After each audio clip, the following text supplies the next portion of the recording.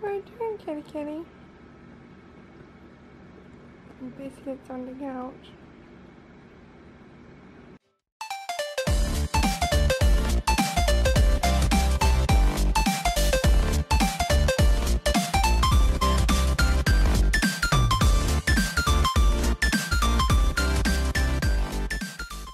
Hi guys, it's Crystal, and today we are going to the haunted graveyard.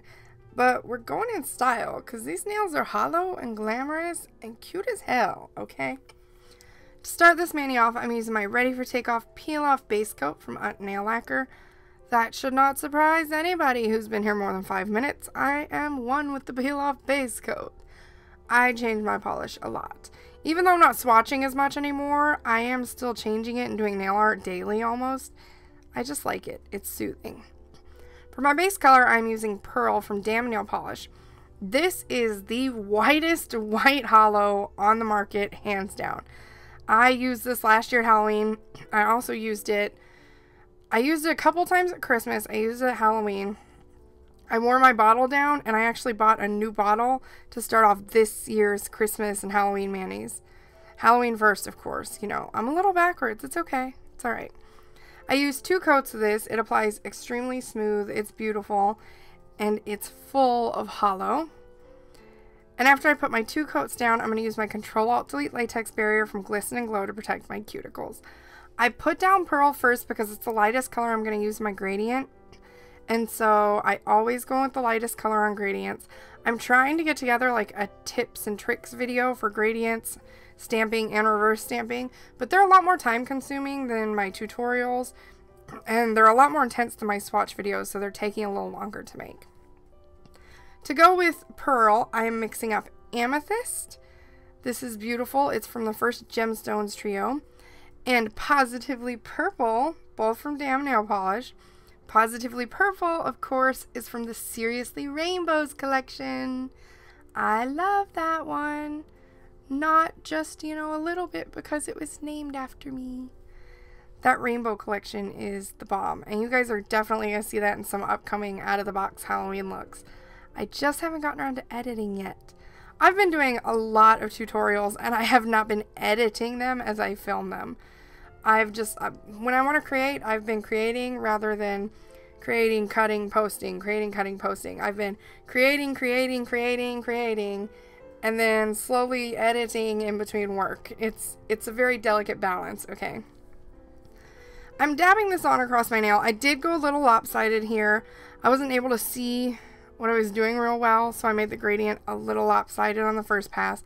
When I went in on the second pass, I was really careful to clean that up and make it go across horizontally, very smoothly, very clean. You can see it's very, very pretty. Then I'm peeling off my cuticle barrier, and you're left with a gorgeous gradient. It's so pretty.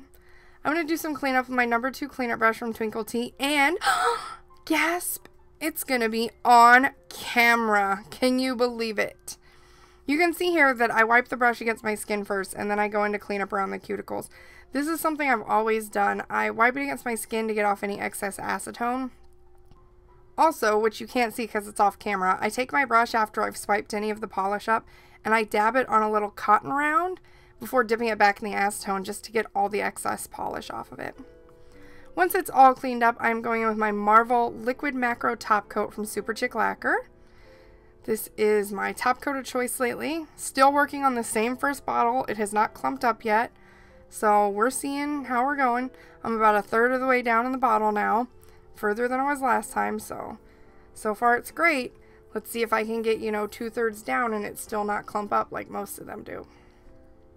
After that top coat dries, I'm applying some more Control-Alt-Delete Latex Barrier.